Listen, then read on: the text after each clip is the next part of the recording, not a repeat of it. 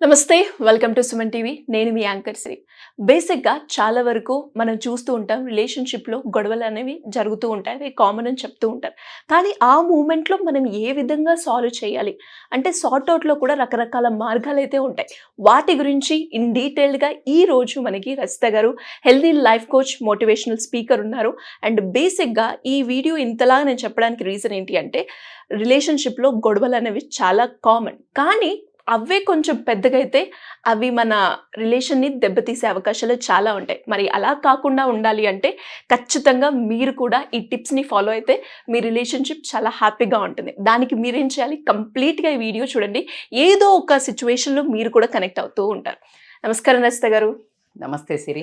So మరి రిలేషన్షిప్లో గొడవలు అనేవి కామన్, కానీ ఆ గొడవలు జరిగినప్పుడు ఎలా కమ్యూనికేట్ చేయాలి అన్నది మాత్రం ప్రతి ఒక్కరికి కూడా, అంటే టెక్స్ట్ రూపకంగా చేయాలా, లేదంటే డైరెక్ట్గా కాల్ మాట్లాడాలా, లేదంటే వాళ్ళిద్దరూ కలిసి కూర్చొని ఒక దగ్గర మాట్లాడాలా, ఇలా రకరకాల మార్గాలు అయితే ఉంటాయి.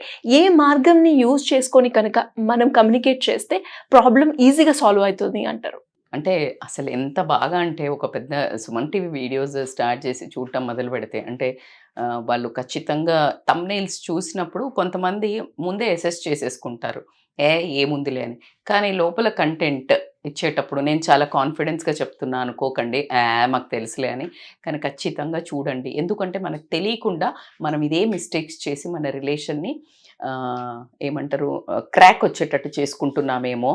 ఆ క్రాక్ వచ్చిన దాన్ని ఇప్పుడు చెప్పే తప్పు మీరు అన్నట్టు మెసేజ్ చేస్తే రిలేషన్షిప్లో గొడవలైనప్పుడు బెటరా ఏంటి అని అడిగారు.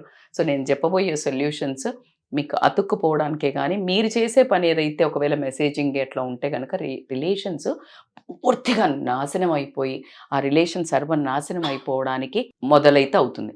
ఈ మెసేజెస్ వల్ల నేను before going to that topic అంటే messages hi hello cheesy lines వేస్తూ రాంగ్ సెన్స్తో కూడా కనెక్ట్ అవ్వడం అయితే జరుగుతుంది, ఇది మెసేజ్లో చెప్పేవి నమ్మి.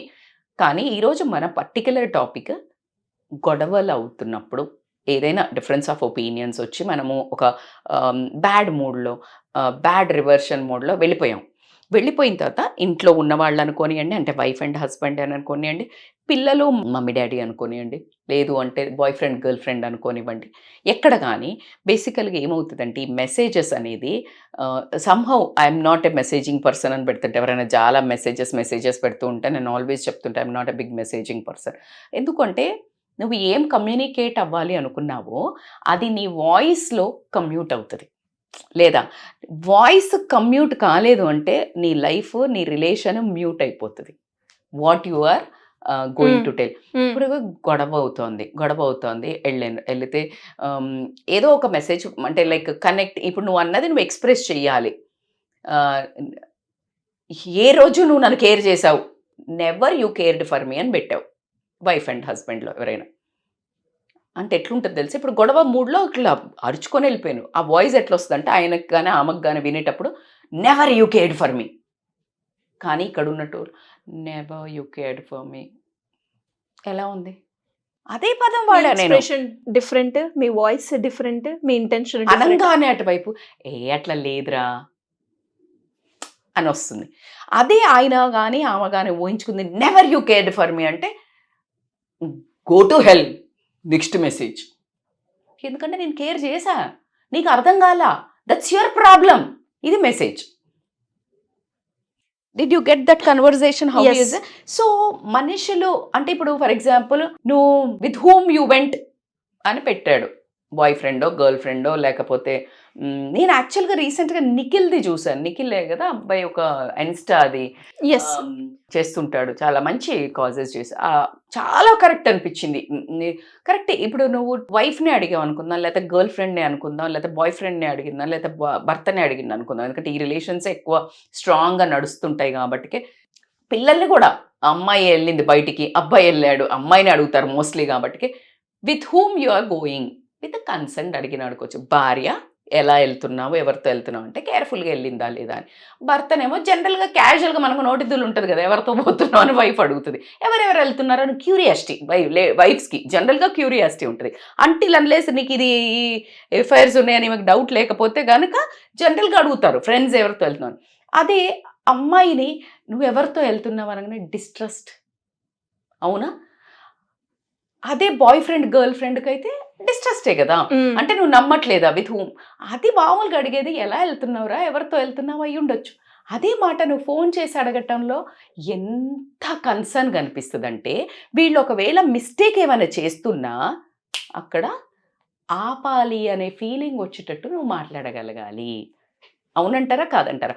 సో ఈ మెసేజెస్ అనేవి బంధాలను దూరం చేస్తాయి కాబట్టికే one call is always better. Call చేసి నువ్వు అనుకున్నది కమ్యూట్ చేయటము. సెకండ్, వీలైనంత వరకు ఇప్పుడు దూరం ఇండ్లలో లేని వాళ్ళు, లేకపోతే ఇప్పుడు గొడవ అయింది, ఇప్పుడు నువ్వు ఫోన్ చేసి రచ్చ చేసుకునే బదులు ఈవినింగ్ వచ్చే వరకు వెయిట్ చేసి కలిసినప్పుడు డిస్కషన్ చేయటం బెటరా కాదా? ఒకటి, నీ కోపం levels of intensity will reduce. Okay, తర్వాత నీకు చాలా యాంపుల్ టైం దొరుకుతుంది ఇద్దరు పర్సన్స్కి to space, to frame, to ask. ఇవన్నిటికీ ఒక సర్టెన్ మౌల్డ్ అయితే అవుతుంది స్క్రిప్ట్ తెలియకుండానే. అదే నువ్వు అక్కడికక్కడే నువ్వు మెసేజెస్ టక్ కొడుతున్నావు, అటువైపు కూడా ప్లానింగ్ లేదు లైఫ్లో. So answer to your feeling ఇస్తున్నాం అనుకుంటారు వాళ్ళు. సో కాబట్టికే ఒకటి, ఫోన్లో మాట్లాడడం బెటర్ సిరి. లేదు అంటే కలిసినప్పుడు వీళ్ళు కలవలేని వాళ్ళు ఉన్నారు అంటే దూరం డిస్టెన్స్ రిలేషన్షిప్స్ ఉన్నాయి, they can call and solve. ఫోన్లో మాట్లాడుకోవడమే. కానీ అయితే పాతకాలంలో చూడండి, ఫోన్స్ వచ్చి ఈ దిక్కుమాల మెసేజ్లు వచ్చి ఫ్రీ ఛార్జెస్ వచ్చినప్పటి నుంచి, ఫ్రీ అంటే తక్కువ కదా, ఒకప్పుడు మెసేజెస్ కూడా డబ్బులు పడేవి. ఇప్పుడు అట్లా లేకపోయేసరికి అసలు ఎంత దగ్గరున్న వాళ్ళు కూడా మెసేజెస్ పెట్టుకుంటారు.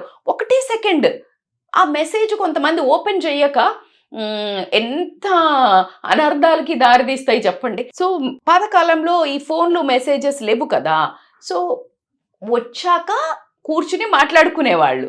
ఆ లోపల నేను ఇందాక చెప్పినట్టు కోపం చల్లారటమో, లేకపోతే ఆ విరహం, లైక్ డిస్టెన్స్ ఆఫ్ లైక్ అయ్యో ఎందుకన్నాను ఆ రిగ్రెట్. కొంతమంది ఎవరైతే గట్టిగా అరుస్తారో తప్పు లేకున్నా వాళ్ళకైతే ఒక రిగ్రెట్ వస్తుందా లేదా? వస్తుంది. సో దీన్ని ఆ రిగ్రెట్ రాకముందే మనం ఈ ఫోన్లు మెసేజెస్లో రెచ్చగొట్టుటన్నట్టు ఇంకా ఇన్స్టిగేట్ చేసి ప్రొవోక్ చేయటం వల్ల రిలేషన్స్ దాదాపు ప్రతి పిల్లలది కూడా ఇప్పుడు బయటికి వెళ్తారు వాళ్ళు, వీళ్ళు ఏమైనా చేస్తే ఇంకా బయటికి వెళ్ళి నేను రాను ఇంటికి, బయటికి వెళ్ళిపోయి మేము రాము ఇంటికి, నువ్వు వస్తావా చస్తావా, నువ్వు వచ్చాక చూడు నీ పని చెప్తా అంటే ఈ వర్డ్ నువ్వు మెసేజెస్లో పెట్టడం వల్ల ఏమవుతుందంటే వాడికి ఇంటికి రావాలంటే ఉదిదే భయం. మెసేజ్ పెట్టావు, అదే ఫోన్ చేసే నాన్న రారా నువ్వు తొందరగా, ఎంత డిఫరెన్స్ ఉంది. సో ఏది మెసేజ్ రూపంలో నీ మాడ్యులేషన్ ఆఫ్ వాయిస్ కానివ్వండి, నీ కమ్యూనికేట్ చేయాలన్న రిక్వెస్ట్ కానీ, ప్రేమ కానీ, నీ ఒక తపన కానీ, క్యూరియాసిటీ కానీ, లేకపోతే నీ ఒక ఆరాటం ఏదైతే ఉంటుందో ఆ రిలేషన్ని కాపాడుకోవాలనేది, ఎందుకు మిస్టేక్ జరిగిందని ఒకవేళ నువ్వు తప్పు చేస్తే ఎక్స్ప్లెనేషన్ ఫామ్, ఏది కమ్యూట్ కాదన్లా, కమ్యూనికేటే కాదు. సో ఎప్పుడైతే ఆ కమ్యూనికేషన్ అసలు కాకపోయినా పర్లేదు ఇఫ్ యు ఆర్ సైలెన్స్, కానీ రాంగ్గా కమ్యూనికేట్ అయితే గొడవలు పెరుగుతాయా పెరగవా? ఏంటి నువ్వు ఆ మెసేజ్ ఆ స్క్రీన్ షాట్లు తీసి నువ్వు అప్పుడు ఇది పెట్టావు, అవునా కాదా? So messages are in fact messages వల్ల చాలా ఇష్యూస్ కూడా ఈ రిలేషన్షిప్లో, ఈ love boyfriend girlfriend ఉండే వాళ్ళల్లో కూడా పిచ్చి మెసేజెస్ అట్లా పెట్టుకోవడం వల్ల కూడా వాటిని మ్యానిపులేట్ చేసి వాడి మనల్ని మళ్ళీ బ్లాక్మెయిల్ చేయడానికి కూడా వాడే అవకాశం ఉంది కొన్ని రిలేషన్స్లలో. సో కాబట్టికే వైఫ్ అండ్ హస్బెండ్కి అయితే డిస్టెన్స్ క్రియేట్ అవుతుంది. కాబట్టికే whatever you have to speak first call చేయండి. బట్ ఏ గొడవకైనా సమయం అనేది ఖచ్చితంగా గ్యాప్ తీసుకోవాల్సిందే. ఎందుకంటే సమయమే, సైలెన్సే, నీ స్మైలే చాలా సాల్వ్ చేస్తుంది. సో కాబట్టికి చాలా గొడవలు 60% కారణం లేనివే ఉంటాయి మన రిలేషన్లో, వేరే మూడ్ ఇన్ఫ్లుయెన్స్ అయ్యో, వేరే సిచ్యుయేషన్ ఇన్ఫ్లుయెన్స్ కాబట్టికే అక్కడ ఆ చేతులు దులిపేసుకుంటే మళ్ళీ కాల్ చేసినప్పుడు దీన్ని రిఫరెన్స్ తీసుకొని క్యాప్షన్ పెట్టి ట్యాగ్ లైన్తో స్టార్ట్ చేయకుండా అన్నం తిన్నారా, లేకపోతే బాగున్నావా అని అడిగితే ఓకే ఈ టాపిక్ ఇప్పుడు లేదా అని కూల్ డౌన్ అవుతారు అటు వాళ్ళు కూడా. సో కాబట్టి మెసేజెస్ ఇస్ ఆల్వేజ్, నేనైతే ఒక 70-80% చెప్తాను. ఒకటి రాంగ్ రిలేషన్స్లో ట్రాప్ అవ్వడానికి, రెండోది మన ఏదైతే చిన్న మిస్అండర్స్టాండింగ్స్, డిఫరెన్స్ ఆఫ్ ఒపీనియన్స్ ఉన్నాయో వాటిని కమ్యూనికేట్ మెసేజ్లో చేయడం ఉన్నంత దౌర్భాగ్యం కానీ బ్యాడ్ స్టెప్ కానీ ఇంకొకటి లేదు. ఎందుకంటే ఇంకా రిలేషన్ని తెగేదాకా తీసుకెళ్తాయి కాబట్టి చక్కగా మంచి ఒక ఫోన్ కాల్, ఒక చిన్న బెల్లం ముక్క, ఒక చిన్న స్వీట్ తినో స్టార్ట్ చేయండి. మంచి మాటలు వస్తాయి. మూడ్ డౌన్ చేసుకొని ఈ వీడియో చూసి స్టార్ట్ చేయండి. అసలు గొడవనే కంటిన్యూ చేయరు మీరు. అండ్ సెకండ్ వచ్చేసి కలిసినప్పుడు మాట్లాడుకోవడము. ఇంకా మీరు ఫస్ట్ స్టార్ట్ చేయడానికి కోపంలో అడిగి ఉన్నాను అంటే కనుక మూడ్ సెట్ చేయండి. అంటే ఒక మంచి ప్లెజెంట్ మూడు, ప్లెజెంట్ మ్యూజిక్, మీరు కూడా మూడ్ డౌన్ అవుతుంది కాబట్టి అప్పుడు గొడవ కారణాలు చాలా తక్కువ అవ్వడానికి ఛాన్స్ ఉన్నాయి. తప్పనిసరిగా గొడవ పెట్టుకోవాల్సిన అవసరం ఉన్నప్పుడు కూడా మూడ్ సెట్ చేసుకుంటే దాన్ని బట్టి అది సాఫ్ట్గా వెళ్తుంది. ఆ గొడవ అగ్రెసివ్గా వెళ్ళదు అని మాత్రం చెప్తాను నేను. సో ఎలా అయితే గొడవలు పెట్టుకున్నప్పుడు మెసేజ్లలో కంటే వాయిస్ తోటే ఎక్కువ పెరుగుతుంది. అంటే మాట మాట మాట మాట అనుకోవడం వల్ల. సో కాబట్టికి నువ్వు మెసేజ్లో నీ భావం అర్థం కాదు, నీ భాష ఏదైతే నువ్వు చెప్పాలనుకున్నావో ఆ పదాలు సరిపోవు. నీకు ఇంగ్లీష్లోనో తెలుగులో పదాలు షార్ట్ అవుతాయి. ఆ పదాలు సరిగా లేకపోవడం వల్ల ఎంపతి అంటే ఆ మనిషికి క్రియేట్ కాదు. ఏ పరిస్థితిలో అలా అనవలసి వచ్చింది, ఎందుకు నేను ఇలా బిహేవ్ చేశాను, దానికి ఒక బ్యాక్ ఎండ్ స్టోరీ ఉంటుంది, ఒక బ్యాక్ సిచ్యుయేషన్ ఉంటుంది. ఆ సిచ్యుయేషన్ అన్నీ నువ్వు చెయ్యాలంటే పెద్ద స్క్రిప్ట్ రాయాలి. అంత ఉండదు కాబట్టికి నువ్వు ఇదంతా లోపల నెమరేసుకొని బయటికి మాత్రం ఐ హేట్ యూ అని పెట్టావు. ఆ రీజన్ ఏంటి అనేది నీకు వ్యాలిడ్ ఉంటుంది. కానీ అటువైపు చూసినప్పుడు ఐ హేట్ యూ అంటే what the hell, so go to హెల్, లేకపోతే ఐ టు హేట్ యూ అని పెట్టాడు. అది నిన్ను ఇంకా అసలు నువ్వు అన్నది వేరే రకంగా ఇంకొక టాంట్ కదా. ఇంకా నువ్వు ఐ హేట్ యూ అన్నదంటే అంటే కదా క్లోజ్ చేస్తున్నావు డిస్కషన్. సో కాబట్టికి మెసేజ్లలో నీ ఒక బాధకి, నీ ఒక భావానికి అసలు ఆ పదాలు సరిపోవు. సో కాబట్టికి ఆ తంత్రం ఏదైతే యంత్రం అది ఉందో మన ఫోను, ఒక యాంత్రికంగా రిలేషన్స్ కావు మనం రోబోస్ కాదు, మెకానికల్ కాదు. నువ్వు దాని త్రూగా నీ మెసేజ్ను పంపించడానికి నీ భావాలను చేర్చలేదు. పాజిటివ్ భావాలను బ్రహ్మాండంగా చేరుస్తుంది. కానీ నా ఒక రిక్వెస్ట్ ఏంటంటే ఖచ్చితంగా వీలైనంత వరకు మీ పాజిటివ్ హ్యాపీనెస్ కానివ్వండి, అంటిల్ అన్లెస్ ఏదైనా మంచిగా ఉంటే తప్పించి తప్పనిసరిగా ఏదైనా ప్రొఫెషనలిజం ఉండి అవి మెసేజెస్ రూపం ఓకే, బికాజ్ అక్కడ కట్ చేయాలి అని అనుకున్నప్పుడే. కానీ లేకపోతే ఒక్క నిమిషం తల్లిదండ్రులకు కూడా హాయ్ హౌ ఆర్ యూ ఇట్లా పెట్టి తిన్నావా అనే కంటే ఒకటే నిమిషం ఫోన్ చేసి తిన్నవారా ఎలా ఉంది. So this all important is compulsory మెసేజ్కి మాట్లాడుకున్న దానికి, కలిసి మాట్లాడుకున్న దానికి ఉన్న వాల్యూ మెసేజ్కి 0% కూడా ఉండదు అని మాత్రం ఖచ్చితంగా నేను అంటే లైక్ స్ట్రాంగ్గా మాత్రం చెప్పగలుగుతాను, బిలీవ్ కూడా చేస్తాను. సో మేడం, ఇలా ఎవరికైనా కూడా రిలేషన్షిప్ పరంగా ఎలాంటి ఇష్యూస్ ఉన్నా, ఫ్యామిలీ పరంగా కూడా ఇష్యూస్ ఉంటే వాళ్ళు మీ గైడెన్స్ కావాలి అనుకుంటే ఏ విధంగా మిమ్మల్ని అప్రోచ్ అయ్యే ఛాన్స్ ఉందంటారు? తప్పకుండా. నాకు తెలిసి ఈ కైండ్ ఆఫ్ మిస్టేక్స్ చాలా మంది మేము చేస్తుంటాం. బికాస్ ఆఫ్ దట్ మిస్అండర్స్టాండింగ్స్ ఇంకా ఎక్కువ అయిపోయి ఉంటాయి.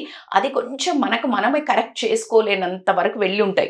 మనమే ఇంకా వెళ్ళి మనిషిని ఆపి చెప్పలేము. కొన్నిసార్లు ఈగోలు అడ్డొస్తాయి, లేకపోతే ఏదో అడ్డొస్తుంది. So always counselling helps. ఎందుకంటే వీళ్ళ మనసులో ఉన్నది మనకి పూర్తిగా చెప్పగలుగుతారు, వీళ్ళ మనసులో ఉన్నది పూర్తిగా చెప్పగలుగుతారు. కాబట్టి ఎవరిది ఏంటి అని మనము మనసులో పెట్టుకొని దాన్ని ఎవరికి ఏమేమి ఎక్స్చేంజ్ చేయాలో చేయడానికి ఒక థర్డ్ పర్సన్, ఒకప్పుడు మనకి ఉమ్మడి కుటుంబాలు ఉండేవి, ఇప్పుడు లేకపోవడం వల్ల వేరే వాళ్ళు పెద్దవాళ్ళు ఏ కుటుంబంలో కూడా మనకు అంత టైం ఇచ్చి మన జీవితంలో ఉన్న సమస్యలను విని కానీ కరెక్ట్ చేయడం కానీ చేద్దామన్న వినే అవసరం వీళ్ళకి కూడా లేదు. కాబట్టి ఖచ్చితంగా ఈ లైఫ్ కోచెస్ కానీ కౌన్సిలర్స్ కానీ ఇంత పుట్టలుగా పెరగడానికి రీజన్ అదే. కాబట్టి they can call us on scrolling number. ఖచ్చితంగా వాళ్ళ ఒక రిలేషన్ కుదుట పడేటట్టు, హ్యాపీగా పీస్ఫుల్గా ముందుకు వెళ్ళేటట్టు ఖచ్చితంగా మన ప్రయత్నం ఉంటుంది. Thank you madam. Thank you so much. Thank you so much.